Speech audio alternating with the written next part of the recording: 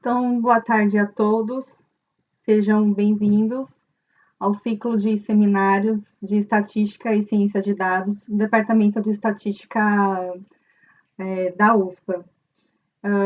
É uma honra para mim, para o professor Paulo Henrique, receber o convidado de hoje, que é um pesquisador de prestígio, né? E é difusor do conhecimento estatístico. O nosso convidado, ele foi o meu colega de doutorado, né, no IME USP. Eu tive o prazer, né, de conviver com ele, fazer algumas disciplinas, cursar algumas disciplinas com ele. Eu tenho um respeito e admiração, um carinho, respeito e admiração muito grande por ele. E o nosso convidado, o professor Alexandre Galvão Patriota, ele é graduado em Estatística com Magna Cum Laude pela UFC, mestre e doutor pelo IME USP. Atualmente é professor associado no Departamento de Estatística do IME USP. Suas áreas de atuação são os modelos de regressão, teoria sintótica e fundamentos da estatística. E o Alexandre também tem contribuído, né, como eu disse, com a difusão do conhecimento da estatística através do canal A Ciência da Estatística. Então, você ainda que não conhece, né, procure aí o canal A Ciência da Estatística. Eu sou seguidora, gosto muito e estou aqui divulgando esse trabalho aqui do professor Alexandre para todos vocês. Alexandre, muito obrigado por ter aceitado o meu convite do professor Paulo Henrique. É uma honra mesmo para nós tê-lo aqui, é um prazer muito grande. Seja muito bem-vindo. Lisandra, muito obrigado pelas palavras. Tá? Eu também respeito muito você, Jalmar, todo o pessoal ali da nossa época. Foi muito bom conviver com vocês naquele período. Para quem, eu também gostaria de agradecer pelo convite, Lisandra e Paulo, né, que estão organizando seminários do DEST, do Departamento de Estatística da UFPA. É um prazer poder contribuir com vocês. Eu espero que eu consiga contribuir aqui de alguma forma. Eu vou trazer uma linha de pesquisa minha. A minha trajetória acadêmica, ela iniciou com modelos de regressão com erro nas variáveis. Eu acredito que o Jalmar trabalhou um pouco com isso também. E depois disso eu comecei a me interessar mais por fundamentos da estatística, pelas provocações do professor Carlinhos. O professor Carlinhos, ele nas aulas lá de inferência bayesiana e tal, ele costuma dar uma cutucada nos clássicos, e eu estava na aula, de vez em quando ele dá uma cutucadinha. E eu fui atrás para ver qual era o problema do valor P. E tem alguns problemas do valor P, ele não é de se jogar fora completamente. Então, eu vou apresentar para vocês aqui um problema específico do valor P, que é um problema de monotonicidade, e eu vou sugerir, vou propor uma medida alternativa. Essa medida alternativa, ela se chama valor S, eu nomeei desse jeito, e ela é um pouco mais conservadora do que o valor P. Eu não vou conseguir entrar nos detalhes, então vou fazer uma breve apresentação para vocês. Eu espero que vocês compreendam. Caso vocês tenham alguma dúvida, acho que talvez seja melhor deixar para o final, para a tela não ficar oscilando, né? Hoje eu vou apresentar para vocês uma medida de evidência clássica no sentido de clássica barra frequentista, se assim você quiser, mas clássica no sentido de ela utiliza a teoria clássica que faz uso do modelo estatístico clássico. Então, a minha estratégia vai ser apresentar os modelos estatísticos clássicos, e aí eu vou fazer uma breve introdução do problema. E para quem ainda não acompanha lá o canal, eu vou deixar também uma versão dessa apresentação no canal A Ciência da Estatística. Quem quiser me contactar por e-mail, patriota@im.usp.br. Se você quiser mandar algum e-mail discutindo alguma coisa sobre fundamentos, eu me interesso bastante, eu gosto bastante desses assuntos. Deixa eu ver se a apresentação está funcionando bem. Acho que sim, né? Então, aqui o resumo básico. Eu estou usando uma caneta aqui, eu vou conseguir riscar em cima. Então, eu vou falar sobre o modelo estatístico, vou apresentar o modelo particular, vou fazer uma breve discussão sobre o que as pessoas introduzem como modelo estatístico nos cursos de graduação e qual é a diferença aqui qual é a relação entre o modelo estatístico clássico e o que é apresentado na graduação. Os testes de hipótese, então eu vou definir para vocês as hipóteses H0 e H1 e discutir alguma coisa sobre as controvérsias entre Fisher e o Neyman Pearson. Depois eu vou falar sobre a definição formal do valor P. Vou mostrar para vocês que o valor P não é uma medida monotônica, apresentar um exemplo numérico, e depois eu vou apresentar a medida alternativa, que ela é, de certa forma, mais conservadora do que o valor P. Eu vou apresentar também algumas propriedades dessa medida alternativa e como você pode interpretá-la. Vou ilustrar numericamente com o mesmo exemplo para o qual o valor P sofre problemas, e aí algumas palavras finais, vou dizer algumas palavras finais, as referências que eu utilizei, e eu finalizo a apresentação. Então, o modelo estatístico, basicamente, o modelo estatístico é definido por uma trinca, ômega FP. Esse ômega é o espaço dos resultados do experimento, F é a sigma-álgebra de subconjuntos de ômega, e esse P caligráfico, ele é uma família, uma família de medidas de probabilidade.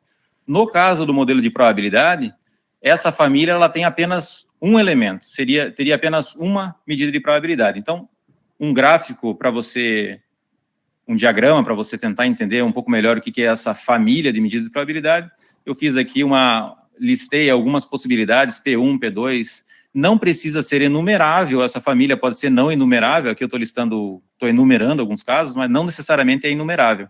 Aí cada PI aqui é uma medida de probabilidade, cujo domínio é F e contradomínio é o intervalo fechado 0,1.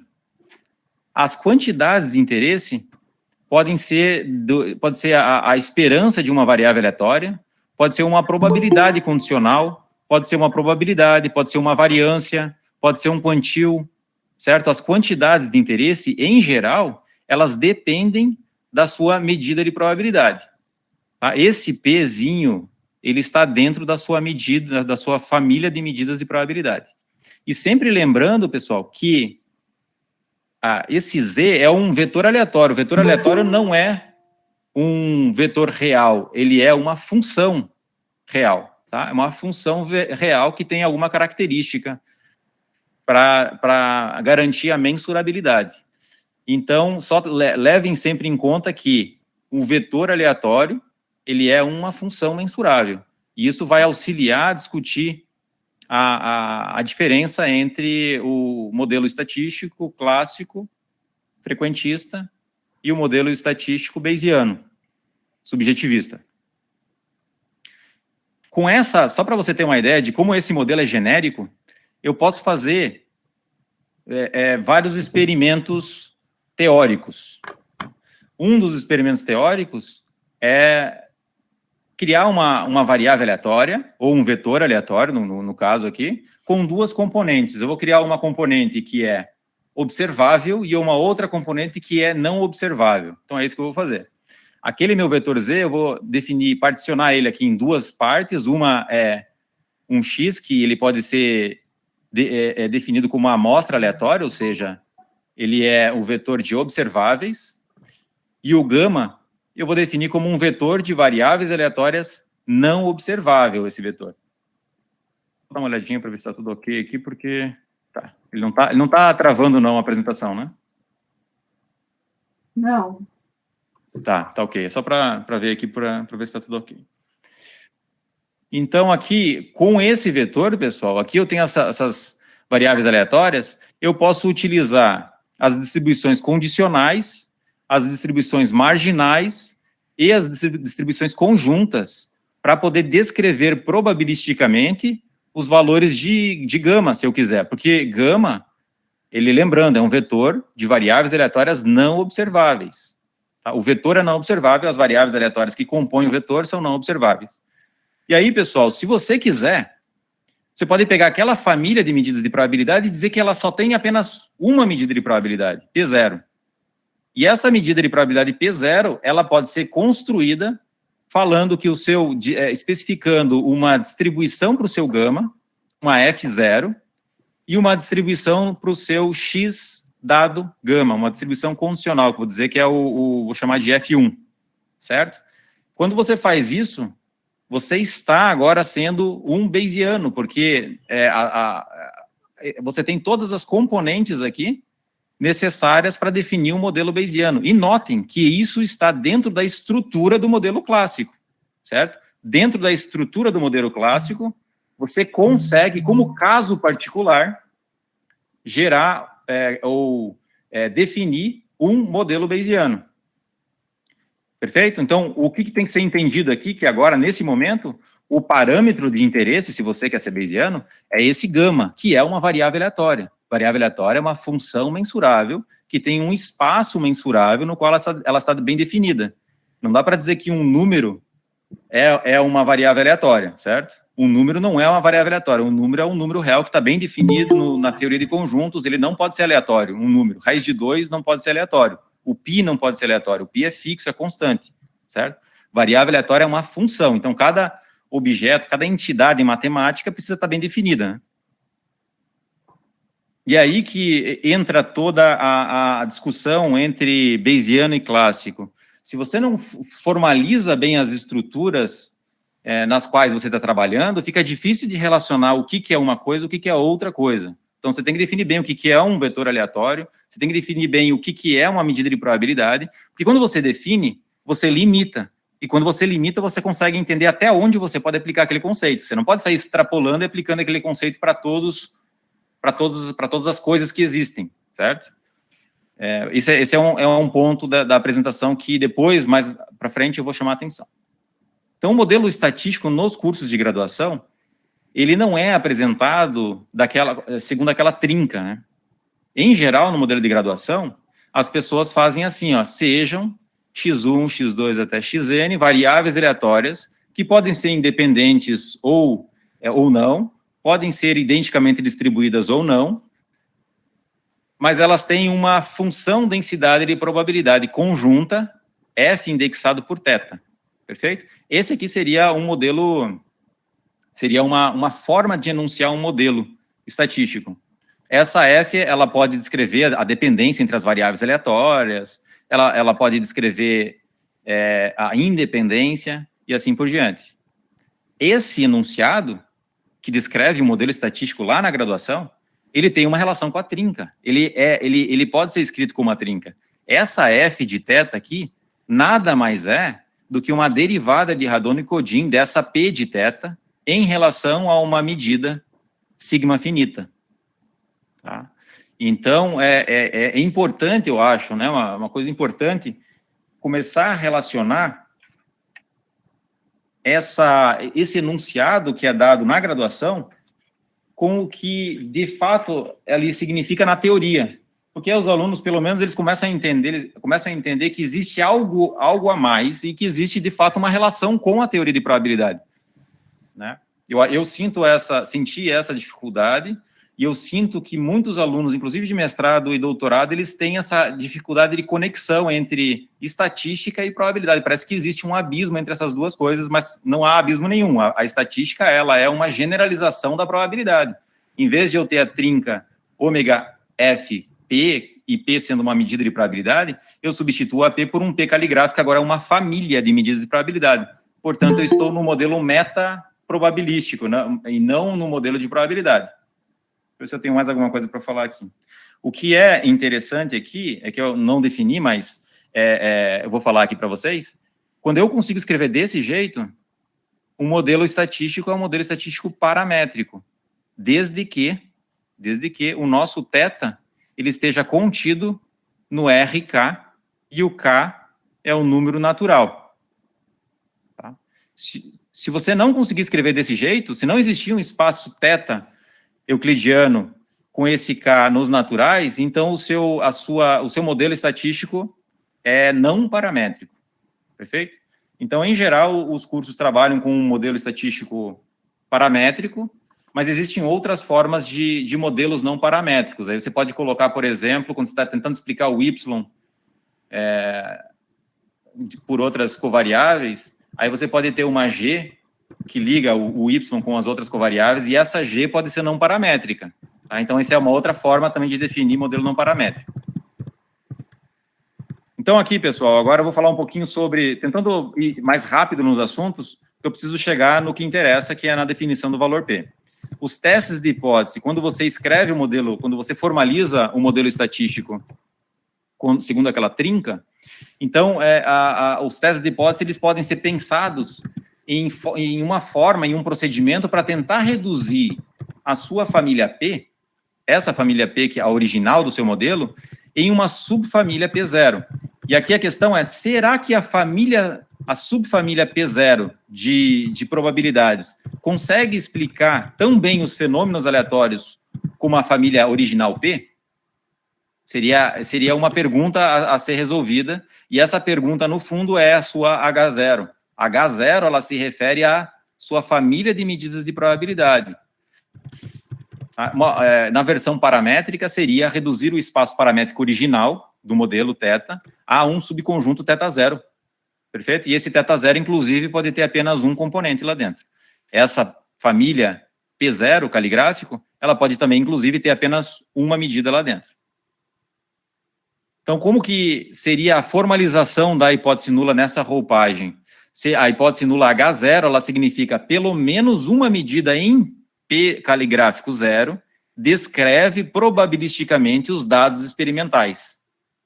Ou seja, de forma reduzida, nós dizemos que P pertence a P0. P é a medida que gera os dados, a medida que descreve o comportamento probabilístico dos dados. Então, percebam só como essa frase não tem absolutamente nada a ver com as variáveis aleatórias. Ela tem a ver com a família de medidas de probabilidade do seu espaço original. Essa H0 não é um evento aleatório. Então, isso aqui é importantíssimo, que na roupagem clássica, H0, ela tem a ver com afirmações epistemológicas. É uma afirmação do seu conhecimento sobre o comportamento probabilístico dos dados. Tá? Isso aqui não tem nada, isso aqui não é uma afirmação experimental. Essa afirmação aqui, ela não é experimental, você não tira essa afirmação de um experimento. Agora, se você observar uma estatística T de X, e você quer verificar se essa estatística é maior ou menor uma determinada quantidade T, essa afirmação aqui é uma afirmação experimental, você tira do experimento isso, você consegue olhar para o experimento e responder essa pergunta. O que eu quero dizer é que você consegue, do experimento, verificar, você consegue, como é que eu posso... Ele pode ser mensurável pelo experimento, é isso. O seu experimento, ele consegue gerar esses tipos de eventos aqui.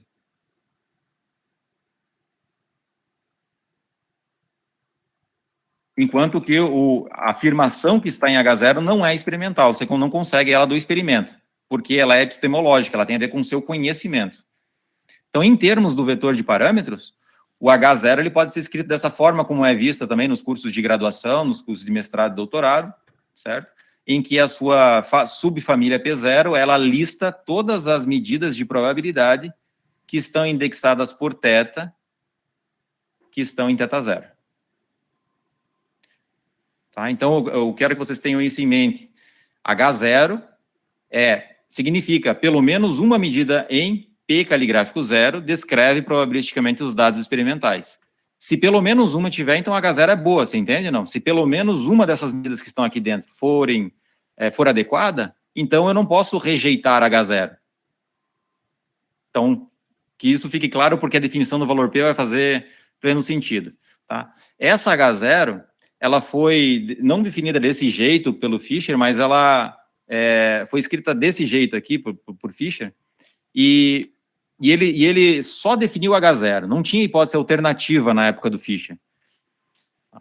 E aí veio o Neyman e Pearson, e eles inventaram, literalmente, uma hipótese alternativa, porque sem a hipótese alternativa, eles não conseguiriam encontrar o teste uniformemente mais poderoso, ou o teste mais poderoso. E aí eles fazem uma discussão de que somente a hipótese H0 não, com ela somente não seria possível gerar o teste mais poderoso. E aí eles inventam uma hipótese alternativa, e aí, a partir daí, eles criam um mundo em que você consegue fechar o universo de hipóteses. Você tem H0 e você tem H1 e nada mais, não tem nada fora disso. Aí o Fischer veio e falou, isso não está bom. Quando você define, quando você fecha o espaço epistemológico, ou seja, das possibilidades teóricas para você representar o seu experimento, isso não é bom. Por quê? Porque essa hipótese alternativa, que foi inventada por Neyman e Pearson, ela não é a negação do H0. A negação do H0 é qualquer coisa que não está em H0. Notem o seguinte, qual seria a negação de H0? Significa que não é o caso de que pelo menos uma medida em P0 descreve probabilisticamente os dados experimentais. Isso significa, inclusive, que medidas não probabilísticas, que mecanismos determinísticos ou mecanismos não probabilísticos podem gerar os dados experimentais. Vocês percebem? Enquanto que o Neyman e o Pearson, eles definem uma H1, uma hipótese alternativa, e nessa hipótese alternativa também há uma afirmação que descreve medidas de probabilidade.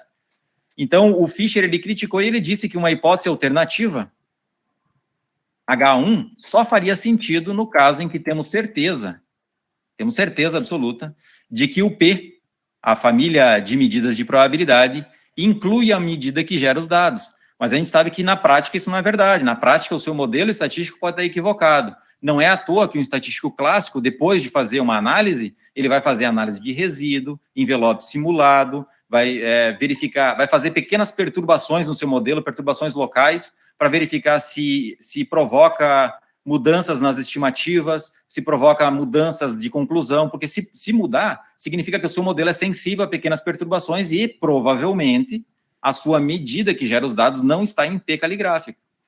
Tá? Então, o estatístico clássico, o frequentista, ele sempre tem em mente de que essa sua P, ela pode não conter a medida que gera os dados. Não é à toa que a gente faz a tal da verificação do modelo. Não que a verificação vai garantir alguma coisa, mas pelo menos na verificação, se algo tiver obviamente errado, você consegue verificar. Tá? Num envelope simulado, se a coisa tiver ruim, vai ser algo mais ou menos assim. Ó.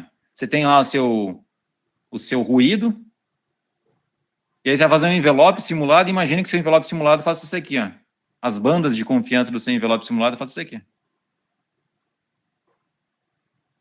Tá? Se o ruído saiu para fora do envelope simulado, eu falo, opa, o meu modelo provavelmente está equivocado, vou trocar, vou pegar outro modelo. Tem algo acontecendo ali nos dados que não está sendo capturado pelo modelo. Tá? Então, o estatístico clássico ele faz isso porque ele tem essa visão de que a família de medidas de probabilidade, ela pode não ter a medida que gera os dados, certo? E aí, na abordagem do Neyman e Pearson, você tem aquele conjunto de rejeição.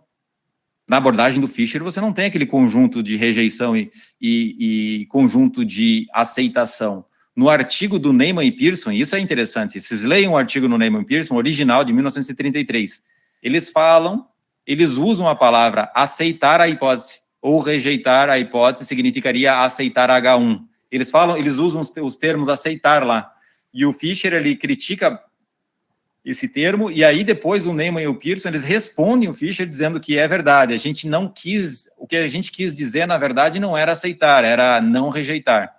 Então, depois que o Neyman e Pearson, eles inventaram a hipótese alternativa, por algum motivo, isso criou uma ressonância na comunidade estatística, e agora todo mundo usa H0 e H1.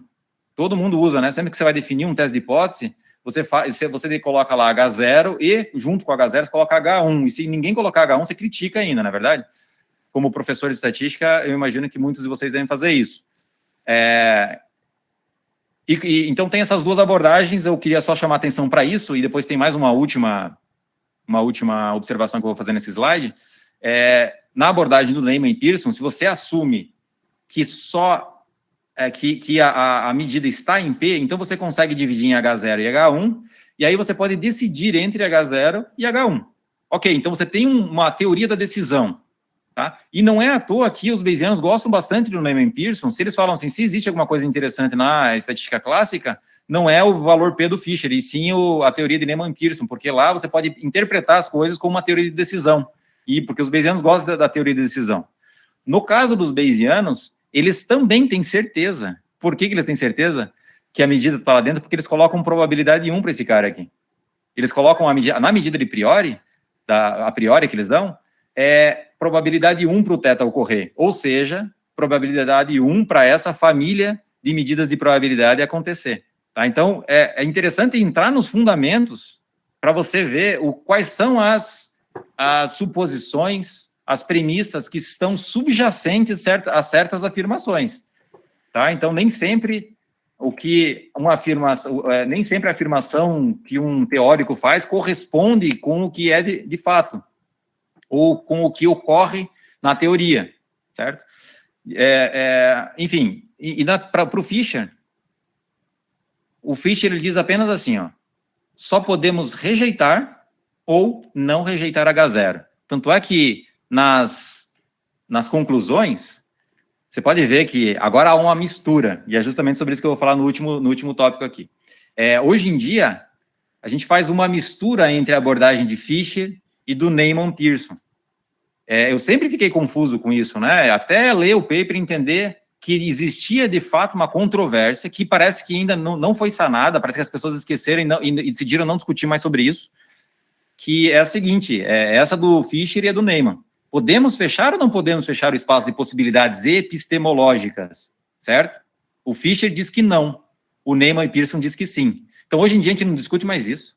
A gente usa H0 e H1 porque parece que as críticas que fizeram naquela época eram tão contundentes que nós, hoje em dia, usamos o H0 e o H1 sem questionar, ninguém mais questiona. E a crítica também para não aceitar a hipótese é também tão forte que ninguém tem coragem de dizer em sala de aula aceitar a hipótese, não é verdade? Então, hoje em dia, o que a gente faz? A gente faz uma mistura da abordagem do Fisher e do Neyman Pearson quando vai ensinar a teoria clássica frequentista. A gente define H0, mas a gente não conclui em relação à aceitação de H0. A gente conclui pela rejeição ou não de H0. Tá? A gente não conclui sobre a aceitação de H1. Tá? A gente não conclui isso. A gente conclui pela rejeição ou não de H0. Você pode ver que a maioria dos artigos científicos, eles falam sobre a rejeição ou não da hipótese nula. Bom, por fim, como é que a gente testa a tal da hipótese? Deixa eu ver se tem mais algum detalhe para falar aqui.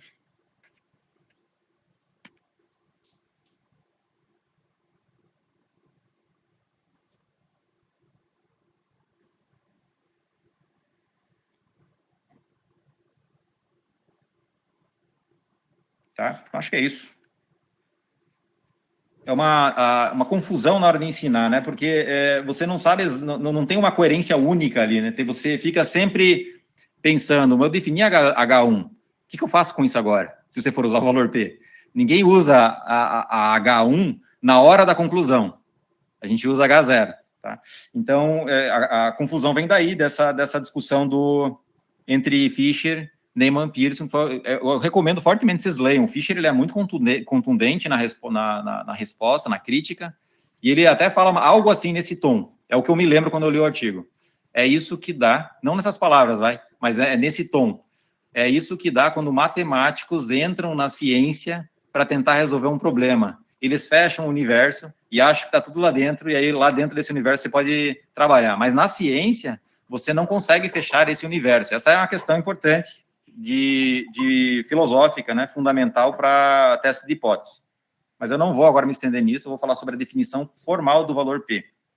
O valor P, ele, como todo mundo aqui conhece, ele é uma probabilidade, ele é a probabilidade de você observar uma estatística tão ou mais extrema quanto a estatística observada sob H0. Só que o que significa esse sob H0? Tem alguns que falam dado H0, né? Então, deixa eu escrever a definição informal aqui, ó. Alguns, eles vão testar a hipótese H0, suponha que H0 seja θ igual a um θ0. E aí o valor P, de vez em quando, alguns livros, alguns livros escrevem assim, ó. valor P é uma probabilidade de uma estatística ser maior ou igual a um valor observado, o valor da estatística observado para esse conjunto de dados, dado H0. Né? Quem que nunca fez isso? Tem vários livros isso aqui. É uma notação que condensa muita informação, mas formalmente, teoricamente, essa definição ela não está bem estabelecida. Por quê? Primeiro que esse evento aqui é um evento que de fato é mensurável. Esse evento ele é experimental. Esse evento ele está na sigma álgebra do nosso modelo. Enquanto que esse evento aqui, que é uma afirmação sobre medidas de probabilidade, ele não é mensurável. Ele não está na sigma álgebra. Então, isso aqui significa que você não pode... É uma notação só, mas você não pode fazer isso aqui nunca. Como um editor de uma revista chamada BASP, se não me engano é Basic Applied, o que era? BASP, Social Psychology, uma coisa assim. Ele fez essa operação, ele pegou a probabilidade condicional e aplicou a definição de probabilidade condicional. Ele fez isso. Interseção, né, vírgula H0, dividido pela probabilidade H0. E aí ele usou aqui a teoria de probabilidade para mostrar que o valor P tem propriedades ruins. Ora, mas o primeiro ponto que ele devia entender é que isso aqui não pode ser feito. Na abordagem clássica, isso aqui não pode ser feito. Se você estiver na abordagem bayesiana, então aí você tem que deixar bem claro. Eu vou interpretar o valor P utilizando a linguagem bayesiana. Portanto, eu estou considerando que o H0 possui eventos de mesmo tipo. Você tá misturando os eventos epistemológicos com os eventos experimentais. Você está colocando a mesma sigma álgebra dizendo que eles são do mesmo tipo e mensurável pela mesma medida de probabilidade. Se você fizer isso, aí sim você pode aplicar a definição de probabilidade condicional e etc. e sair operando por aí. Mas você tem que estar sempre ciente de que as conclusões ali obtidas, elas só são válidas dentro daquele universo semântico bayesiano. Ele não vale, você não pode pegar aquelas conclusões obtidas num universo semântico específico, com regras específicas, e extrapolar ele para outro universo, que é o universo da estatística clássica, que não permite o uso dessa igualdade. Essa igualdade aqui, ela não pode ser usada, certo? Esse cara aqui não é equivalente àquele. Então, feita essa observação, eu agora pergunto, como é que eu defino, então, o valor P sobre H0? E ainda mais sobre H0, que seria uma hipótese genérica, né? Seria essa a hipótese aqui. Θ pertencente a um θ0 maiúsculo, que seria bem geral, né? Então, agora, eu vou dizer, mas o procedimento que o Cox deu para você, Cox em 1977, depois, quem quiser, eu posso passar o artigo, 1977.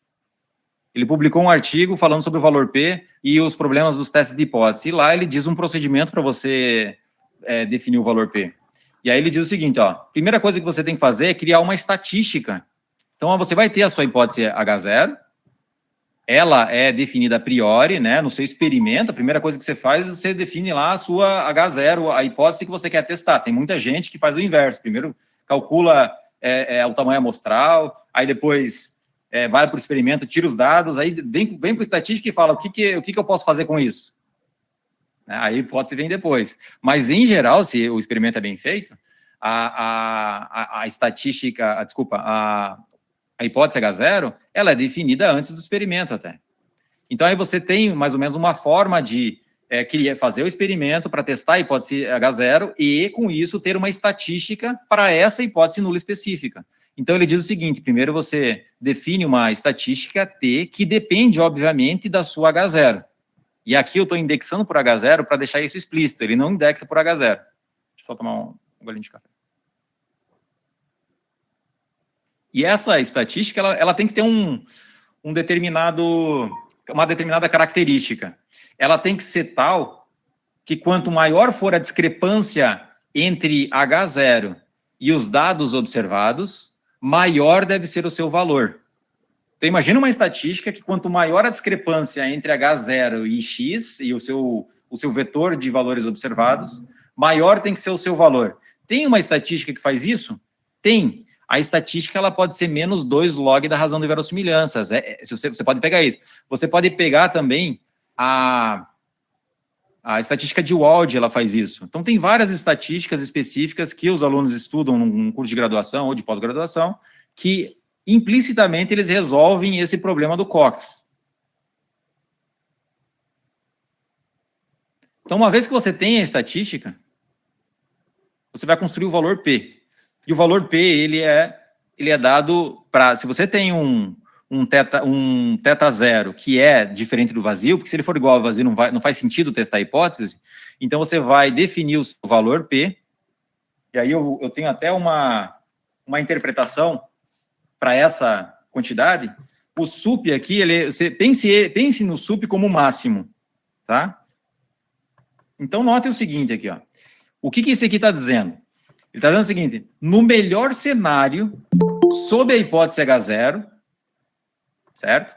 Eu quero saber qual é a probabilidade, no melhor cenário sob H0, de você observar uma estatística em outro experimento, porque isso aqui é aleatório, então você tem que pensar em outros experimentos, uma estatística em outro experimento que seja tão ou mais extrema quanto a estatística que você observou nesse experimento. Isso aqui é um número, isso aqui é uma variável aleatória. Então, isso aqui é um número real. E isso aqui é uma função, certo? E, no fundo, o que isso aqui está me dizendo, esse cara aqui, ele é mensurável, ele está na minha sigma álgebra original, ele está naquele F, né? Eu coloquei F, não há. O F, que é a nossa sigma álgebra, é um experimento, é um evento experimental, isso aqui. Certo? Essa aqui, a nossa medida de probabilidade, ela é uma medida indexada por θ. Então, para cada θ, eu vou calcular o máximo, ou seja, eu estou pegando, no melhor dos casos, sob H0, qual seria essa probabilidade? Porque se no melhor dos casos essa probabilidade não for baixa, eu não rejeitaria o experimento. Então, vejam como faz sentido a definição do valor P, e aqui ela é teoricamente correta. Eu não estou usando nenhum artifício condicional que não seja válido. Percebam que eu estou pegando o máximo, ou estou pegando o supremo. Se o conjunto θ0 for um conjunto fechado, que em geral ele é para ser um conjunto fechado, então o sup é igual ao máximo. Perfeito? Então, já dei para vocês a interpretação. E o que significa quando o valor P é zero? Olhando para essa forma, você consegue entender isso. Você está falando assim, no melhor dos casos, eu estou pegando o melhor dos casos, e o melhor dos casos está dizendo que essa probabilidade é zero, então esse cara deve ser extremo pra caramba, né? O que eu observei deve ser muito extremo. Ou seja, o que significa muito extremo? Significa que H0 está muito longe dos dados, ó. Porque a nossa estatística T foi criada desse jeito. Perfeito? Então, é mais ou menos isso que eu digo aí. Mesmo sob o melhor caso em H0, os eventos tão ou mais extremos quanto o observado são raros, certo? Significa, portanto, que você observou algo que o seu experimento não está em consonância com H0. Você está observando contradições contra H0. Os dados estão contradizendo H0. É isso que está dizendo. Aí, como o evento ocorreu, e essa é a questão toda, e por isso que o Fischer ele usa o modus tollens, esse evento de fato aconteceu. Porque é maior ou igual. Então, isso na vida real aconteceu, certo? Esse cara aqui. E o que aconteceu tem probabilidade muito baixa de acontecer, supondo aqui que o nosso p-valor é pequeno. Então, você pode dizer duas coisas, segundo o modus tollens fischeriano, que é um modus tollens especial.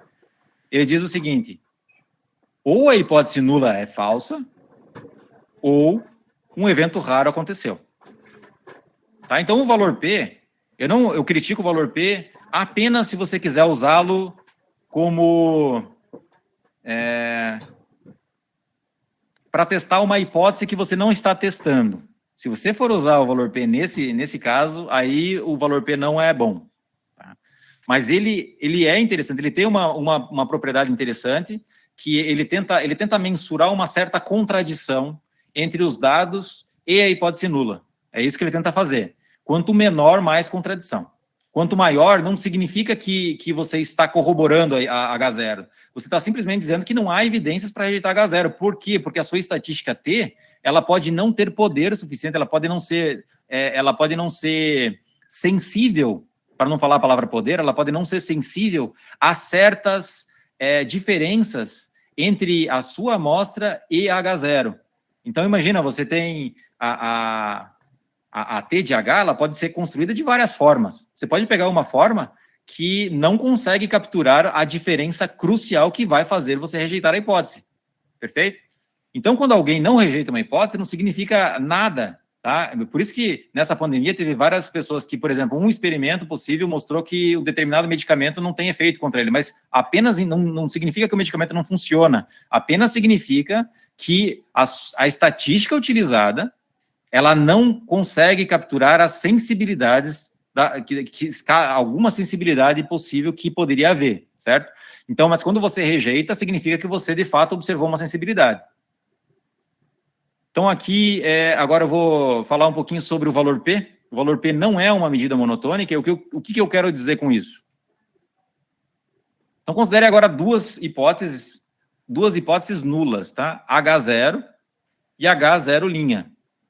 Essas duas hipóteses nulas, elas são desse jeito, em que H0 implica em H0'. Vou dar um exemplo claro para vocês aqui, para vocês entenderem. Imagina um teste de médias. Eu vou dar esse exemplo justamente porque eu vou usar ele. Imagina que você tem o Mi e o sigma 2. Desculpa, Mi e sigma 2 não, Mi1 e Mi2. Tem uma população bivariada, né, você quer testar se duas médias são iguais ou se são diferentes. Se você tem duas hipóteses nulas, você quer testar se Mi1 é igual a Mi2, seria uma delas. Eu vou colocar aqui numa linha azul. Então, Mi1 igual a Mi2, essa linha aí. Deixa eu colocar com outra cor. Verde. Então, isso aí representa Mi1 igual a Mi2.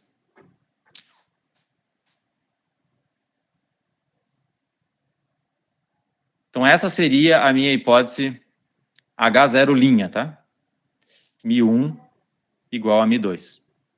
Só que eu também poderia criar uma nova hipótese H0, que seria Mi1 igual a Mi2 igual a 0. Mi1 igual a Mi2 igual a 0. Tá? O Mi1 pode ser o efeito de um determinado medicamento e Mi2 o efeito de outro medicamento. A primeira hipótese nula, ela quer testar se os efeitos são iguais. E a segunda hipótese não quer testar se os efeitos são iguais a 0. Perfeito? Então, eu vou representar aqui por um ponto. Vocês concordam comigo que se Mi1 for igual a Mi2, que é igual a 0, então, de fato, Mi1 é igual a Mi2. Perfeito? Ou seja, esse cara de baixo implica no de cima. Mas, se Mi1 é igual a Mi2, então não necessariamente eles são iguais a 0, porque eles podem estar em cima dessa linha verde. Perfeito? Então, o que o valor P deveria fazer? O valor P, ele deveria me retornar uma contradição maior para menor, né? Essa hipótese que é mais restrita, ela deveria gerar um impacto maior no valor P do que na hipótese maior, vocês concordam? Que o valor P da menor deveria ser menor, porque é mais restrita. Tá? Imagina que o H0 é o conjunto todo, então não posso haver contradição usando o valor P, pegando o conjunto todo, perfeito? Agora, se eu vou diminuindo o tamanho dele, eu vou observando contradição, perfeito? Se a estatística de máxima, a estimativa de máxima verossimilhança está aqui, por exemplo, então a distância para esse ponto aqui é maior, né? Dependendo da variabilidade e de como as covariâncias estão, supondo aqui apenas uma medida euclidiana, a distância entre esse ponto vermelho e a estimativa de máxima verossimilhança é maior do que daqui para cá, vocês concordam? Quanto mais distante esse ponto tiver, suponha aqui, menor vai ser o valor P, vocês concordam? Quando for calcular o valor P para testar essa hipótese, vai dar menor ainda. E assim é a ideia do valor P. O valor P, ele vai, de algum jeito, quanto mais distante está a sua estimativa do valor da hipótese, do melhor valor possível da hipótese, mais evidências contrárias àquela hipótese e, portanto, você vai tender a rejeitá-la, certo? Mais ou menos isso que o valor P faz, mas não é bem isso, tá? Mas eu quero dizer para vocês que é isso que se espera, né? É isso que se espera. Logicamente, as pessoas pensam desse jeito. Eu fiz um outro desenho, que é mais ou menos isso, ó. Esperamos que, se o nosso θ0 está contido dentro do θ0', então eu espero que o valor P do θ0 seja menor do que o valor P do θ0', tá? Isso aqui é uma escala que vai de 0 a 1. certo? É basicamente isso. Eu queria que vocês entendessem essa intuição, porque é uma intuição que as pessoas têm na prática. E o problema do valor P é que isso não acontece. Isso acontece na grande maioria dos casos. Só que eu consigo simular e eu consigo mostrar que para alguns casos o valor P não satisfaz isso. E eu vou mostrar um exemplo para vocês, um exemplo em que isso acontece em todos os casos, tá? Então, imagina, é o exemplo mais simples que eu consegui encontrar, é isso aqui, ó. Você tem uma amostra normal, bivariada, com média M1, M2, e matriz de variância com covariância e identidade.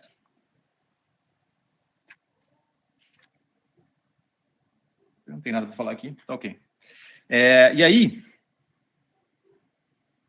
eu quero testar H0, o vetor de médias igual a 0, não contra, mas eu quero testar duas hipóteses. Eu vou fazer um estudo para as duas hipóteses separadamente. Imagina que são dois grupos que vão usar os mesmos dados, só que o meu grupo ele vai testar a hipótese H0, e o grupo da Lisandra vai testar a hipótese H0', usando os mesmos dados e usando os mesmos procedimentos para encontrar a estatística.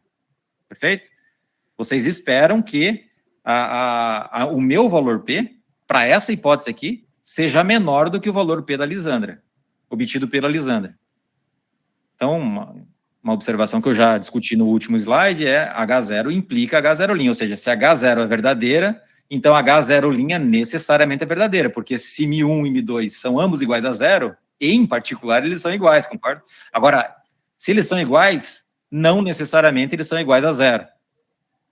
Tá? Então, é basicamente essa que eu queria dizer. E agora eu quero encontrar as estatísticas. Segundo o Cox, o que eu tenho que fazer? Eu tenho que encontrar uma estatística que satisfaça aquela restrição, ou seja, que quanto mais longe a estimativa estiver, ou os dados estiverem da hipótese, maior tem que ser a minha T de H. Aquele gráfico, mais ou menos, que eu fiz para vocês, ele representa aquilo, né? Quando... Deixa eu ver se eu consigo recriar aqui. Quando você tem essa hipótese... Opa!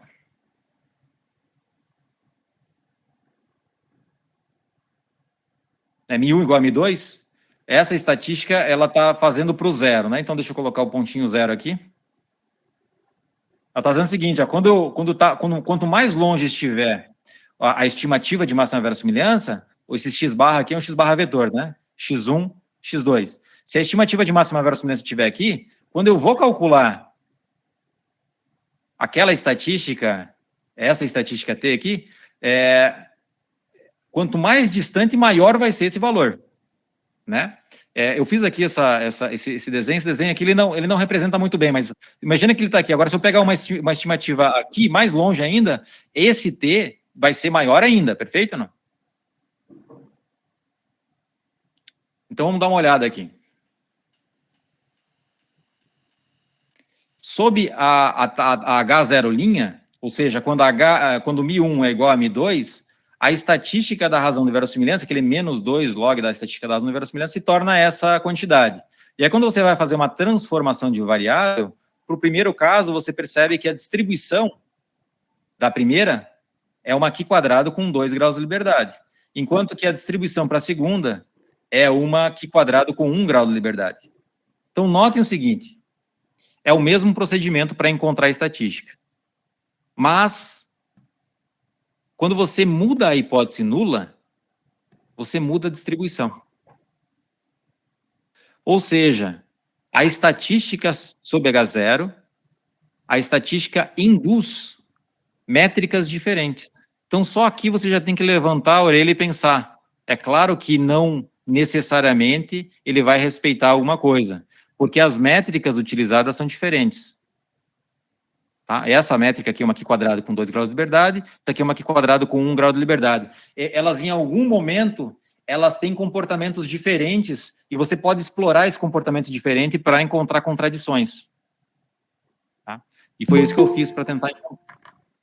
Então, note o seguinte, o que eu fiz no meu computador? Eu gerei 10 amostras de tamanho 10. Então, essa aqui é a estimativa de máxima verossimilhança, ou seja, x barra 1, x barra 2, para uma amostra. Essa aqui é para a segunda amostra, terceira amostra e assim por diante, tá? Fiz para 10 casos. E eu gerei o x1 e x2 de tal forma que x1 barra menos x2 barra, ele vai aumentando aqui, para eu poder entender o mecanismo do negócio, tá? O que está acontecendo. O valor P calculado para testar a hipótese H0, ou seja, para testar a hipótese de que as médias são ambas iguais a zero, ele está dado nessa terceira coluna, e o valor P para testar apenas se μ1 igual a μ2 está na última coluna. Eu quero que vocês sempre percebam o seguinte: esse valor aqui deveria ser maior ou igual a esse valor aqui. Não é isso que está acontecendo. Ó, 0,8231 é menor do que 0,9753. Está acontecendo para todos os casos. Por que está acontecendo para todos os casos? Porque eu escolhi assim. Eu queria mostrar para vocês todos os casos. Eu escolhi assim para mostrar que para todas os exemplos o problema acontece. Mas isso não acontece sempre, tá, pessoal? Se você for simular no seu computador, em vários casos isso não vai acontecer. Eu escolhi os casos a dedo para mostrar que você pode observar isso na prática. Então, vamos lá. Eu calcularia o valor P para essa hipótese, e a Lisandra calcularia o valor P para essa outra hipótese. Eu chegaria com o valor P de 0,97 para o mesmo conjunto de dados. Ó. Esse aqui é o mesmo conjunto de dados. Ela teve acesso a esse dado e eu também. A única coisa que eu fiz foi calcular o valor P e ela também, certo? E aí ela apresentou esse valor P 0,82. E você chega à conclusão de que o quê? A hipótese menos restrita, o p-valor, ele apresenta menos, ele é menor para a hipótese menos restrita do que para mais restrita, quando você esperaria o contrário. O problema, de fato, começa a ocorrer, aqui não ocorre problema porque você não tem conclusão, né? Mas quando você começa a obter conclusão a partir de 10%, imagina o seguinte, ó, essa aqui é 10%, certo? Corte de 10%, um nível de significância de 10%, o valor P ficou abaixo de 10%, 0,07, ou seja, ela rejeita a hipótese de que são iguais. Veja bem, ó, você rejeita a hipótese de que μ1 é igual a μ2, ou seja, μ1 não pode ser igual a μ2, suponha, tá? No pensamento lógico ali, na linha lógica, μ1 não pode ser igual a μ2, ok. Mas você não consegue rejeitar de que eles são iguais a zero. Então, rejeitou uma hipótese maior, você entende? Como é que pode? Você rejeitou a hipótese maior, mas tem um exemplo dentro dela que você não consegue rejeitar. Isso vai ficando cada vez pior quando, ó, por exemplo, aqui é 5%. Você rejeita 5% aqui, mas você não consegue rejeitar nem a 10%, uma hipótese mais restrita. Tá? Então, nesse gráfico, eu tento apresentar aquela tabela para vocês entenderem um pouquinho melhor do que está acontecendo. Então, o que isso aqui está dando para vocês? Aqui está o eixo do μ1 e aqui está o eixo do μ2, do mesmo jeito que eu desenhei para vocês, tá? Aqui é o ponto 00, a bolinha azul, ó. μ2 igual a zero, μ igual a zero, então esse aqui seria o ponto, a nossa hipótese H0. E a hipótese H0' é essa linha vermelha, perfeito? Então é isso que eu mostro para vocês aqui. Então H0' é a linha vermelha, e o pontinho azul ali no centro é a hipótese H0, que diz μ igual a zero. Então, notem que o que eu estou dizendo aqui é que se essa aqui é verdadeira, então a de cima tem que ser verdadeira necessariamente. Óbvio, né? Ok. E aqui, pessoal, para vocês entenderem bem, a área de rejeição, essa área em lilás, é como se fosse uma região de confiança, ou seria a rejeição a área de não rejeição, essa área azul aqui, tá? E tudo fora da área azul, dessa área lilás, seria a área de rejeição para essa hipótese aqui. Para a hipótese H0, certo? E para a hipótese H0', μ1 igual a μ2, a área de não rejeição são essas linhas vermelhas aqui, e aí fora da área dessas linhas vermelhas, aí na área cinza, é a área de rejeição, perfeito? Qual é o caso em que ocorre problema? São nesses dois pontinhos verdes, eles ocorrem problema de conclusão, né? Porque aqui você rejeita a 10%, mas não rejeita a 10% a outra hipótese. Você rejeita a 10% a hipótese menos restrita, ou seja, essa hipótese aqui ela está sendo rejeitada a 10%, porque ela está fora dessa região vermelha, mas você não consegue rejeitar a hipótese mais restrita, porque está dentro dessa área lilás. tá? E aí você tem uma conclusão incoerente, você vai chegar, escrever no seu relatório, eu vou escrever no meu relatório uma coisa, que não é possível rejeitar essa hipótese de baixo, e a Lisandra vai dizer que é possível rejeitar essa aqui. Vocês vão ficar discutindo filosoficamente quais são os motivos disso, quando, na verdade, o motivo disso de fato, o valor P não é monotônica, e você não pode usar o valor P para testar hipóteses diferentes, assim, H0 diferentes. Você tem que testar uma hipótese e aquilo, você não pode jogar o resultado para outra. Aquele resultado não pode ser jogado para outra hipótese. Perfeito? E isso também reforça que o valor P não a rejeição ela é mais absoluta do que a não rejeição. A não rejeição significa apenas que você tem que ficar calmo, tranquilo e dizer que talvez você possa rejeitar, mas a sua estatística não consiga capturar isso. Certo? Então, tem que tomar cuidado com isso. O que seria interessante aqui é criar uma medida que respeite isso, porque daí você pode usar a lógica de algum jeito, caso você queira usar a lógica nesse sentido. Se você quiser usar a lógica para testar hipóteses, né, você rejeita sobre H0, mas não rejeita sobre H0 linha, e isso te dá uma conclusão equivocada, incoerente, você não quer ter isso, então aí você tem que mudar a estratégia. Você pode ir para o Bayesiano, mas você pode continuar no clássico, dá para continuar no clássico se você modificar um pouquinho a sua medida de evidência. Então, agora eu vou falar sobre uma medida de evidência, não sei se eu tenho tempo ainda, acho que eu tenho, né, são 2h57, talvez 10 minutos. 5 minutinhos, sim, tudo bem. Pena, tá bom. Então, aí, a minha medida alternativa, ela leva em conta as regiões de confiança, certo? E essas regiões de confiança, ela precisa ter propriedades boas. Por exemplo, ela tem que ser encaixada. Tá? Se ela for encaixada, eu consigo definir o valor P, o valor S, usando essa fórmula aqui, essa expressão. Essa expressão, ela é nada mais, nada menos do que eu olhei para o gráfico e eu quis tentar encontrar uma medida que satisfizesse uma determinada propriedade, certo? Então, basicamente, o que eu fiz foi isso. Eu vou fazer um gráfico. Então, imagine que aqui está o seu μ1, μ2, ou o seu θ1, θ2. Vou colocar θ1, θ2. E aqui está a sua estimativa de máxima verossimilhança, perfeito? Aí suponha que você queira testar esse conjunto, tá? A sua região de confiança aqui, ela poderia ser usada para criar uma distância, uma medida de pseudodistância entre a sua estimativa e o conjunto θ0. Esse que está em vermelho seria o seu θ0. Então, como é que eu represento isso aqui? Qual é a confiança que eu tenho que usar de tal forma que a sua região de confiança e o seu conjunto θ0 tenha pelo menos um conjunto em comum? Olha, é exatamente o que está escrito aqui. E eu quero pegar o maior valor possível do nível de significância, ou seja, 1 menos a confiança. Então, é essa forma que eu consegui, essa fórmula que eu consegui obter olhando para o gráfico, certo? Então, essa aí seria o valor S, que pode ser interpretado olhando o diagrama, tá? E o que ele significa?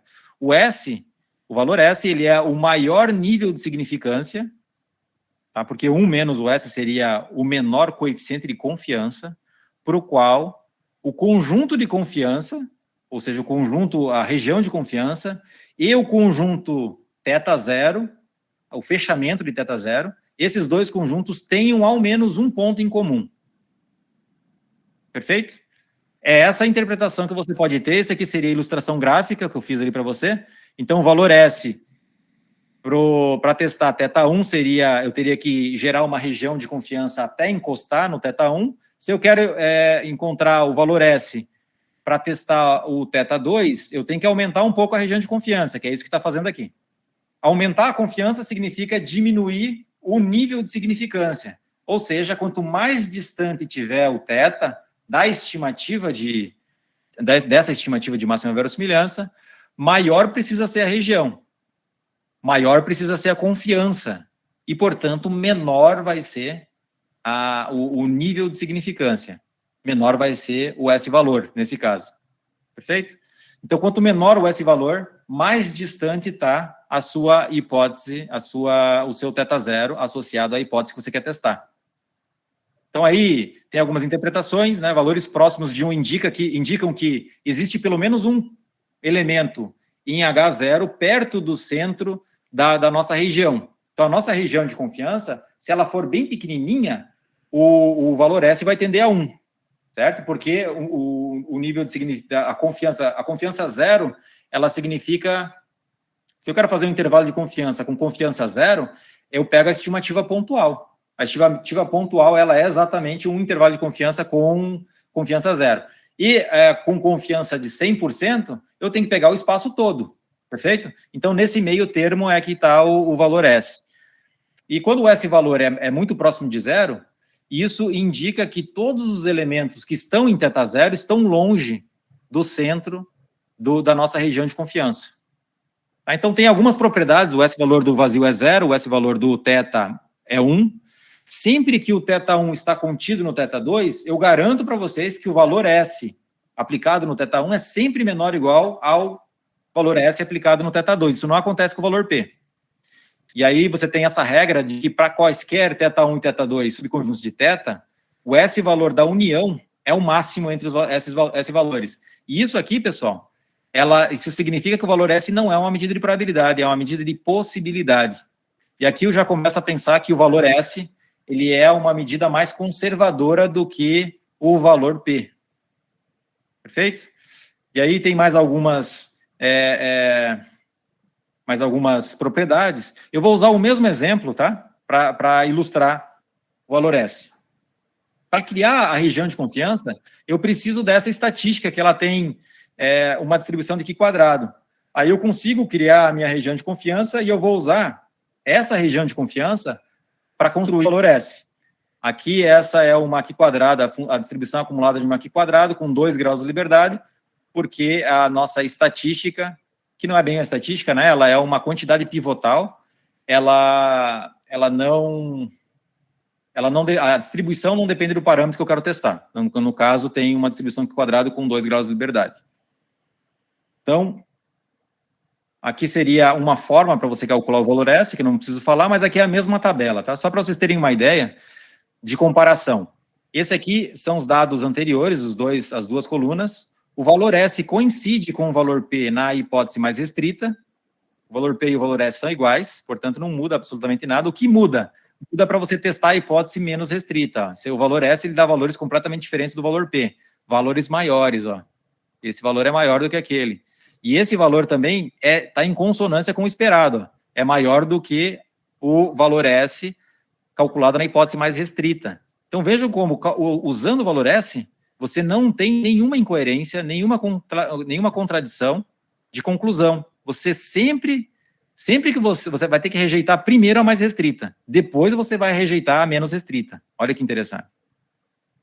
Então, o valor S e o valor P, nesse caso, deram 8%, 8,13%, enquanto que o valor S na hipótese menos restrita deu 8,21%. Então, eu nunca vou conseguir rejeitar uma hipótese menos restrita usando o valor S. E aí você não vai ter nenhum problema de escrever o relatório ou disponibilizar os seus dados para ninguém, porque a outra pessoa pode refazer as suas análises, testando uma outra hipótese, chegando numa contradição na conclusão e assim por diante, tá? Aqui são só os valores. Esse aqui seria o valor S calculado para cada ponto, olha que interessante. Então, são as regiões de confiança, tá? Esse azul aqui é a região de confiança até encostar no ponto da hipótese, tá? Então, eu vou aumentando a região e diminuindo o valor S, ó. Lá em cima está sendo diminuído, 0,29 ali em cima, 0,20, e a hipótese, ela vai sendo rejeitada. Agora, nesse caso, ela foi rejeitada a 10%, porque o ponto, a região de confiança precisou ser muito grande, precisou de uma confiança de 91,8, né, alguma coisa nesse sentido aqui. Precisou de 91,8, alguma coisa aí, por aí. Então, basicamente era isso que eu queria falar para vocês. O valor S ele pode ser aplicado diretamente. Se você tem o valor P, você pode aplicar essa fórmula aqui para calcular o valor S. tá? Essa aqui seria a função acumulada do valor P. Essa F aqui é a função de distribuição da sua estatística da razão de verossimilhanças. Isso aqui você teria que calcular. Então, eu usei essa fórmula para publicar um artigo com um aluno, o Jonatas, na JSPI, que a gente tentou calcular o S-valor para um modelo misto, na verdade, né, considerando o modelo misto, para testar a hipótese de que a variância do efeito misto é igual a zero, do efeito aleatório, desculpa. Tá? Essa hipótese está na borda do espaço paramétrico. E aí tem uma complicação enorme para calcular esse cara aqui, considerando a borda do espaço paramétrico. Então, foi bem interessante o artigo, e eu tenho uma aluna de doutorado trabalhando nisso agora, tentando generalizar esses resultados para modelos mais complexos. Essa medida de possibilidade, que de alguma forma ela descreve o S-valor, ela pode ser justificada usando axiomas mais básicos, que as pessoas chamam de desiderata. Tá? Ele evita também o problema da monotonicidade do valor P, e o melhor de tudo, ela respeita o esperado pela teoria frequentista, que ela tem nível de significância alfa, ou seja, sob H0, no melhor cenário sob H0, você nunca vai rejeitar mais do que você esperaria rejeitar. Perfeito? Então, mais ou menos isso que está dizendo ali. Algumas referências, então, a referência do Neyman, quem quiser anotar, 1933, esse é o artigo. O artigo do Fischer é o artigo que ele critica. Então, esse aqui é um artigo em que eu publiquei o valor S. Esse aqui eu discuto um pouquinho o valor S. Aqui eu discuto o modus tollens do Fischer. E aí tem mais um artigo de um aluno, mas eu não coloquei aqui. Quem quiser depois dar uma olhadinha no meu currículo, está lá também. Se alguém tiver alguma pergunta, fique à vontade para ligar o microfone. Desculpa aí o atraso.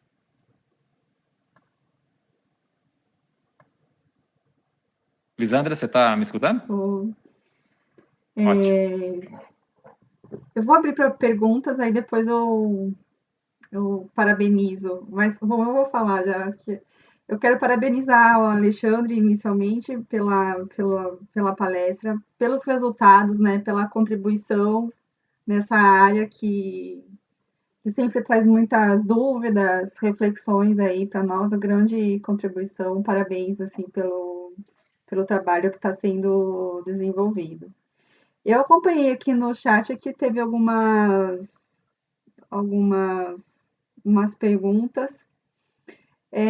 Inicialmente, a Patrícia, ela perguntou, foi durante a apresentação até, o que seria uma variável não observável? Que ela ficou meio em dúvida em relação à apresentação. O Marcos respondeu. Que ele respondeu. Isso, o Marcos respondeu. Pode ser uma variável latente. Uma variável não observável, por exemplo, poderia ser no modelo misto. Aí você tem lá as variáveis nas quais você consegue, de fato, mensurar no seu experimento, mas você tem efeitos aleatórios que eles estão lá apenas para modelar ou a estrutura que o seu experimento foi feita, ou uma dependência entre as variáveis, porque às vezes você tem repetições da mesma unidade amostral, da mesma unidade experimental, e quando você faz a repetição, você gera uma dependência intra-unidade experimental, e você define um modelo, um efeito aleatório para modelar essa dependência. Então, esse seria um exemplo, mas tem vários outros, tá? E a Patrícia também pergunta, o valor do P no modelo de Newman-Pearson é 1. Existe um valor no modelo de Fischer? E se sim, qual seria? O valor P no modelo... né? Não entendi exatamente o que ela quer dizer com o valor. O valor P, ele foi definido pelo Pearson, o pai. Esse Neyman Pearson é o Egon Pearson, filho do Pearson pai. E quem formalizou o valor P e generalizou foi o Fischer. Então, o Fischer, no valor P, só tem a hipótese nula no valor P. A hipótese alternativa foi definida pelo Neyman Pearson. E o Neyman Pearson, eles não falam sobre valor P, eles falam sobre testar a hipótese, e aí ele dá uma rejeição, uma não rejeição. Eles criam uma função teste, e essa função teste é 1 se rejeita, 0 se não rejeita, ou 0 se você aceita, sabe? Então, o valor P é do Fischer e o Neyman Pearson, eles criam regiões de rejeição ou regiões de aceitação. Tá? Se alguém tiver mais alguma pergunta em relação a possibilidades, né? O que tem para fazer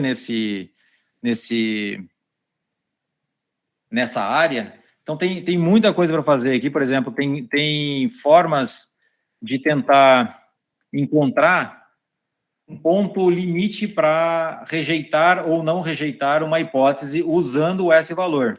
Então, dá para fazer isso usando, por exemplo, teoria da decisão. Não, você pode também criar a hipótese nula e a alternativa.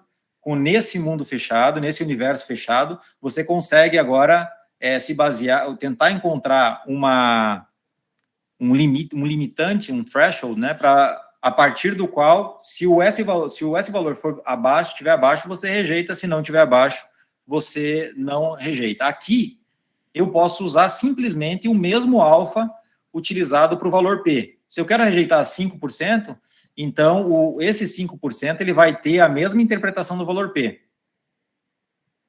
Tá? Significa que no melhor cenário, sob H0, eu não vou rejeitar mais do que 5% das vezes, se eu setar um alfa igual a 5%. Então, com o valor S, ele respeita essa característica do valor P. Então, ele pode, só que ele é mais conservador, como vocês perceberam aqui.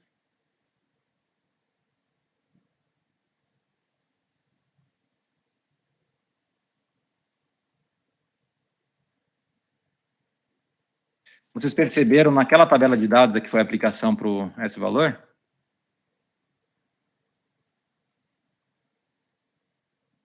Aqui, ó. O valor S, ele dá valores maiores, ó. Aqui o valor P, ele deu 0,5, enquanto que o valor S deu 0,79, ou seja, é mais conservador. Para você rejeitar, você precisa ter evidência, mais ou menos isso que ele está dizendo aqui, ó. Aqui ele já rejeitaria 10%, o valor S falou, não, ainda não. Tá? Aqui você já rejeita 5% usando o valor P. No valor S, você não rejeita nem a 10%. Perfeito? Então, o valor P é como se ele fosse mais sensível a perturbações que são características para uma hipótese maior e não para a hipótese menor, vocês entendem? O valor P, ele, enfim, eu não consigo explicar isso muito bem, porque a gente está ainda tentando entender precisamente todas essas características ainda. Tá? Mas a gente já consegue dizer que o valor S é mais conservador do que o valor P. Alexandre, você comentou que está aplicando essas medidas alternativas para modelos mais complexos. O que seria? Já seria alguma coisa para modelos de regressão? O que seria esse? Seria já nesse caso? O que a gente fez, né, foi publicado recentemente, foi em 2022 agora, uma dissertação de mestrado de um aluno meu, Jonatas. Eu não sei se foi essa a pergunta, acho que sim, né? Para aplicar ele em outros modelos. É importantíssimo, né? Faz toda a diferença na hora da análise. Sim, ele faz toda a diferença, sim. Na hora de escrever o relatório, se você escrever um relatório, vai testar várias hipóteses. Imagina que no seu próprio relatório tem uma contradição. Você rejeita uma hipótese, mas essa hipótese é uma hipótese que não deveria ser rejeitada sob determinadas condições, porque você fez um outro teste e aquele teste não apontou rejeição. E aí, no seu relatório, tem uma contradição, porque você rejeita algo que é menor. Desculpa, você rejeita algo que é maior, mas não rejeita algo que é menor. E aí, na hora de escrever o seu relatório, você fica confuso, você não consegue nem escrever. Então, se você não quer passar por isso, sem ter que entrar na definição do valor P, dizer que isso é uma possibilidade do valor P, você vai ter que dizer tudo isso, certo? Então, aí você pode usar o valor S, sim. O valor S ele pode ser utilizado para evitar esse tipo de relatório incoerente, com conclusões contraditórias. Então, essa seria um ponto. Deixa eu voltar aqui só para as propriedades, que eu acho que...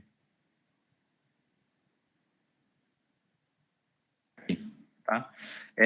Essa propriedade aqui, como que é em medida de probabilidade? Se o θ1 e o θ2 forem disjuntos, isso aqui é para quaisquer, θ1 e θ2, mas se eles forem indisjuntos, em especial, isso aqui também vale. Se o valor S fosse uma medida de probabilidade, a probabilidade da união é a soma das probabilidades. Note que a soma das probabilidades é maior do que o máximo. Né? Perfeito? Ou seja, a probabilidade, ela é, de certa forma, mais sensível há pequenas variações. Aqui não, aqui o S ele pode variar um pouquinho mais, o S do θ1 ele pode variar um pouquinho mais. Se o S do θ2 ele for maior do que o S do θ1 e o S do θ1 variou um pouquinho mais, o máximo continua sendo o S do θ2, você entende? Então, ele é mais conservador nesse sentido. Enquanto que a medida de probabilidade, não. Se eu tenho P de θ2 está aqui e eu aumentei um pouquinho o P de θ1, os dois são disjuntos, então a probabilidade da união aumenta, necessariamente. Para medidas de possibilidade, isso não acontece. A minha intuição aqui com tudo isso é mais ou menos assim, ó. Lá na estatística bayesiana, o pessoal não começa com um a priori sobre θ ou sobre esse T.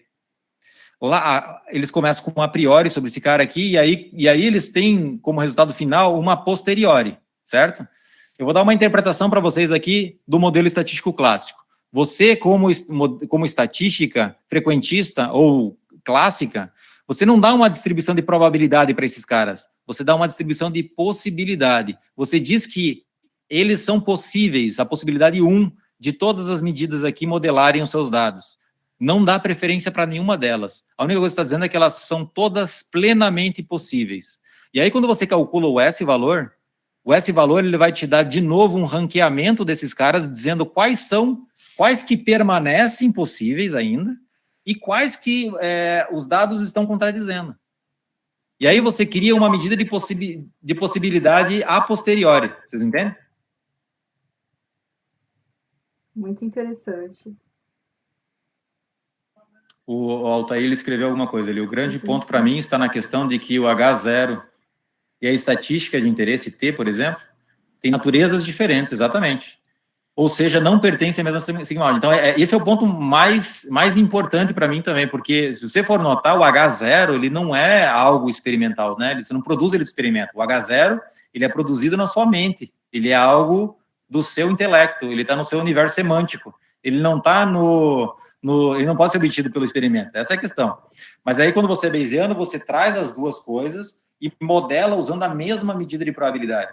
O que o S-valor faz? Ele está fazendo o seguinte, ó, vamos deixar coisas experimentais de um lado e coisas epistemológicas de outro lado. Perfeito?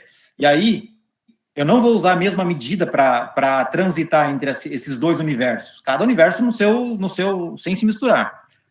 E o S-valor, ele traz essa ponte conectando os dois universos, tá? Então, você vai iniciar dizendo que todas as medidas de probabilidade têm possibilidade 1, são todas plenamente possíveis. Você não vai entrar já viesado dizendo que algumas têm mais possibilidades do que outras. Você pode fazer isso via modelos de regressão, tá? O estatístico clássico, ele coloca o conhecimento dele no modelo estatístico. Ele vai colocar o conhecimento dele para modelar as relações entre as variáveis aleatórias.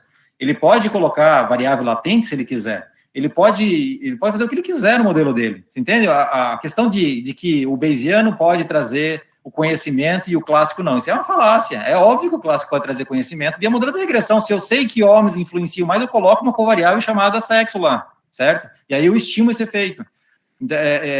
Basicamente, enfim, tem muitas falácias assim que são espantalhos, né? A pessoa ela acaba usando um espantalho que não é bem a estatística clássica, porque a estatística clássica não faz bem aquilo, e ela bate no espantalho. Então, acho que... Deixa eu só terminar de ler o que ele escreveu. Tem natureza diferente, ou seja, não pertence a mesma sigma álgebra. Será que o grande problema está na definição meio fraca de que seria do que seria uma a priori? Não sei agora... O que ele está se referindo aqui? Onde entraria o conhecimento prévio do pesquisador sobre o fenômeno no teste de hipótese. Então, eu disse, entraria no caso clássico, você consegue colocar isso via modelo de regressão. Você consegue colocar isso via equação estrutural, certo? No modelo estatístico, naquela variável Z, deixa eu voltar para lá. Essa variável Z aqui, isso aqui são várias variáveis aleatórias, certo? Tem lá Z1, Z2, Z3 e assim por diante, tem ZK. Isso aqui forma o vetor Z. Z1 e Z2, elas são conectadas por alguma função, por exemplo, F2. Tá? Não interessa aqui, essa conjunto de equações estruturais que o pessoal da causalidade gosta de usar, isso está implícito quando você define o modelo estatístico. Esse conjunto de equações aqui, ele vem junto com o seu modelo estatístico. Ou seja, se eu estou no modelo estatístico misto, por exemplo, então é isso aqui, ó. Eu não vou escrever em termos de z, tá? Imagina que o y aqui é uma dessas variáveis aqui. Então, o y ele vai ser igual a x beta mais wb mais erro, por exemplo. Esse aqui é um modelo. E se o x tiver, o w aqui, o x tiver erro, eu posso escrever a matriz X como dessa outra forma aqui, tá? Então, o meu modelo estatístico produz as equações e o meu conhecimento está sendo colocado aqui, tá? O meu conhecimento sob experimento, o meu conhecimento ele pode ser colocado aqui desse jeito. A distribuição para o B, a distribuição para o erro, tudo isso é colocado via modelo. Isso é tudo informação que a gente, a priori, que a gente coloca. Entende, Altair? Não sei se você está ainda.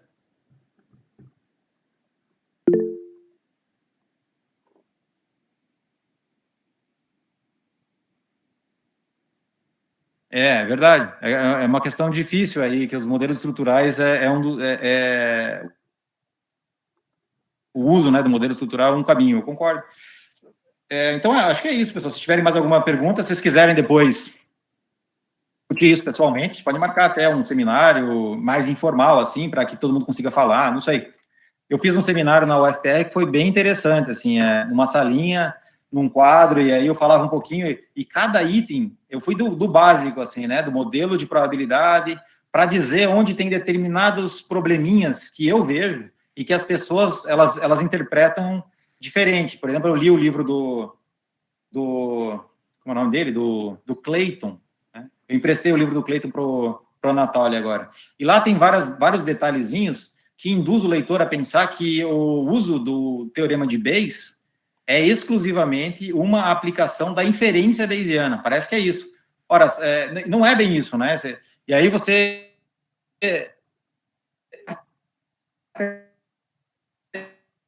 escreve um ponto que não tem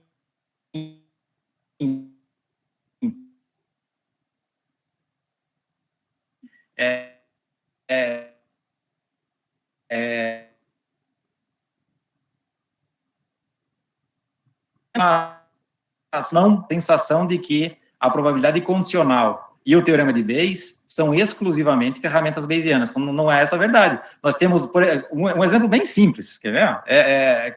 Que eu sei que todo mundo sabe aqui, mas enfim, nem todo mundo sabe, vai. Isso aqui, ó. Você está modelando o Y. O Y dado que o X é igual a um X. Você vai modelar isso aqui como uma Bernoulli. É a coisa que todo estatístico clássico faz, tá? P e X. Tá? Eu vou colocar XI aqui só para colocar assim, tá? E aí você está modelando a probabilidade de sucesso do Y e ser igual a 1, dado que o X é igual a um Xinho. E aí você vai modelar isso aqui via logística, por exemplo, exponencial de alfa mais beta xi, dividido por 1 mais exponencial de alfa mais beta xi. Tá? Isso aqui não é uma probabilidade condicional e não está sendo... E aqui está sendo colocado o θ. O θ é o alfa beta. Então, agora eu vou estimar o alfa beta. Então, esse aqui é uma probabilidade condicional e a gente usa na estatística frequentista. Né? É a forma que a gente modela a regressão, não é assim? A esperança de y dado que o x é igual a um xzinho? É essa forma? Isso aqui a gente usa esperança condicional, que, para alguns casos, é probabilidade condicional. E a nossa informação conhecida está dada aqui no condicional. Eu sei que o x tem influência sobre o y, é um conhecimento meu, então eu incorporo isso no modelo. Eu acho que, enfim, são tantas controvérsias, são tantas discussões interessantes sobre os fundamentos, né? Que a gente poderia ficar a tarde toda aqui. Ver o seu amor pela estatística, assim, né? A forma, assim, motivadora que você traz as questões, as discussões, e isso eu acho que deixa a gente, assim, também passa, assim, né? Transmite essa energia, essa motivação para a estatística também. Eu estou super feliz com essa sua sugestão de a gente tá marcando a possibilidade de a gente marcar mais uma data. Tenho certeza que os nossos alunos gostaram muito, estão aqui, né, ainda com a gente, te ouvindo. Seria uma honra para nós tê-lo mais uma vez conosco, para a gente pode combinar antes, né, ver a melhor forma que você gostaria de trazer. Vejo, né, sinto você assim muito motivado para trazer questões assim que são polêmicas, né, questões assim desde definição, né, não só em relação à teoria ao que você trouxe hoje para nós, né, das medidas alternativas de teste de hipótese, mas sobre inferência e probabilidade de modo geral. Então, acho que a gente pode marcar, tenho certeza que os nossos alunos adorariam, né? Uhum, uhum. E, lógico, se algum deles gostou da apresentação, tem interesse em trabalhar nessa área, que pode entrar em contato com você. O professor Jalmar, nosso professor aqui de inferência do mestrado, também pode estar entrando com o professor Jalmar também, para entrar em contato com o professor Alexandre. E sem dúvida vamos assim articular para que você venha, para que a gente se encontre aqui mais uma vez, tenha um outro encontro aqui com os nossos alunos, com o pessoal, para compartilhar aí desses seus conhecimentos, dessa sua motivação, desse seu amor pela estatística. Nossa, eu fiquei bem feliz com a apresentação, com tudo. Que legal, Lisandro. Obrigado pelas palavras. Eu que agradeço o convite, agradeço ter essa interação com vocês aí, é muito bom para mim também. Infelizmente, eu passei um pouquinho do ponto, eu acabo me distraindo um pouquinho, fazendo digressões um pouquinho mais do que eu gostaria. Até fiz umas anotações, eu não sigo minhas anotações, preciso me seguir mais para conseguir apresentar, porque o mais importante para mim é apresentar o S-valor e ficar um pouquinho em cima do S-valor. Eu preciso, acho que, de 2 horas, não adianta. Eu já tentei reestruturar minha apresentação para ser mais rápida e não consegui.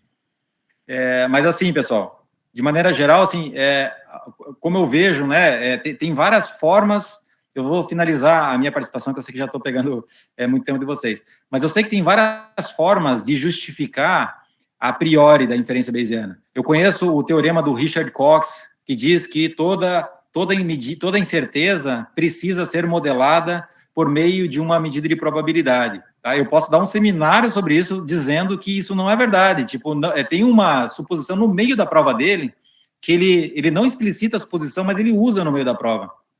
Isso acontece com o teorema de Definet, isso acontece com Savage, isso acontece com Lindley, tá? Todos esses caras que vieram para dizer que a probabilidade é a única medida que pode ser usada para modelar a incerteza, isso não é verdade. A possibilidade pode ser usada e ela pode ser justificada usando os mesmos mecanismos que eles usam para justificar a probabilidade. A única coisa é que você vai mudar uma suposição que eles usam de estritamente crescente para simplesmente não decrescente. Em vez de você usar uma linearidade, você vai usar uma outra estrutura. Sempre existe uma suposiçãozinha que está ali escondida, que quando explicitada você fala, então não era bem assim. Então é por isso que eu gosto dos fundamentos da estatística. Sempre tem uma coisinha que aparece que eu falo, não era bem assim. Tá? E quem quiser assim, discutir esse assunto, sou completamente aberto. Pode mandar um e-mail e a gente pode fazer, inclusive, discussões presenciais. Acho que presencial é mais legal, que gera uma energia mais motivadora nas pessoas, né? E não fica com essa coisa de estar gravando, ter medo de falar. Bom, é Sim. isso, Lisandro. Muito obrigado. Eu espero que a gente possa conversar mais vezes. Eu que agradeço. Sim, a gente vamos manter contato. Aí a gente vai marcar mais um seminário. Vamos conversar também com os alunos e aí a gente marca. Vamos marcar sim. Foi bem legal, foi incrível. Parabéns. Parabéns pelo trabalho. Muito obrigado. O tema é muito interessante, realmente. Até Obrigado, mais. Paulo. Muito obrigado aí, viu, pessoal? Um abraço a todos.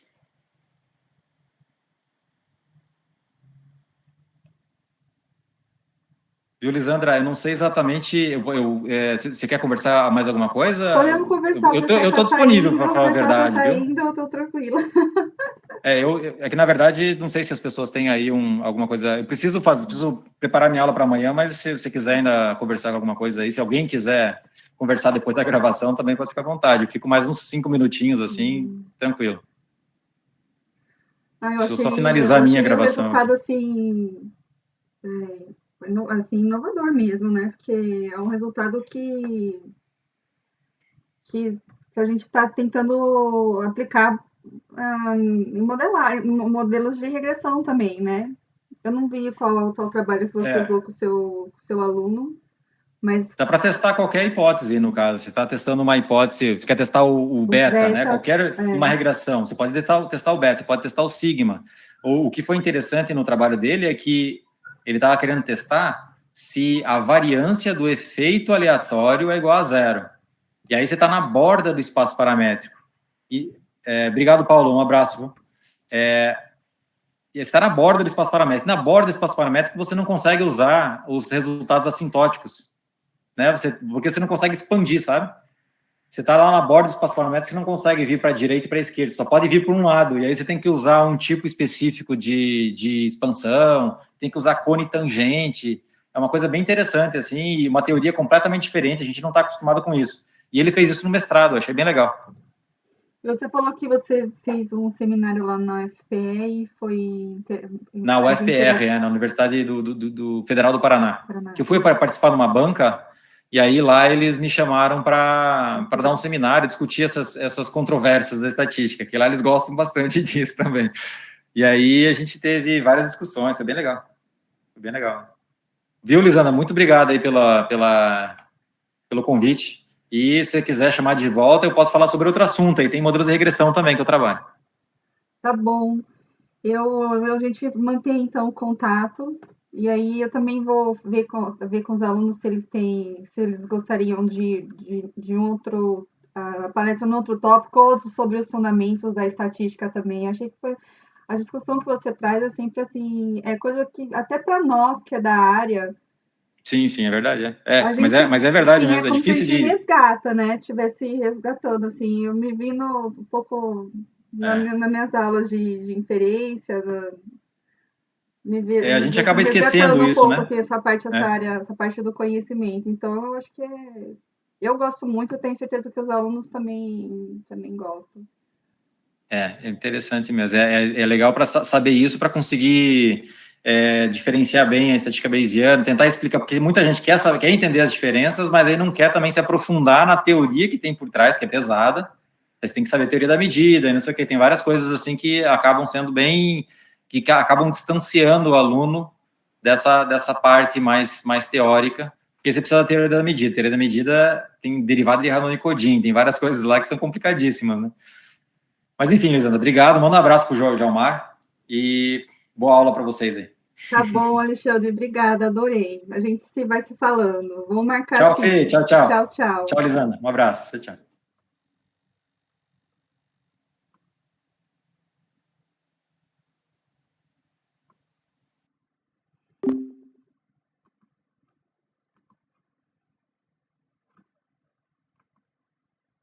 Tô cansada.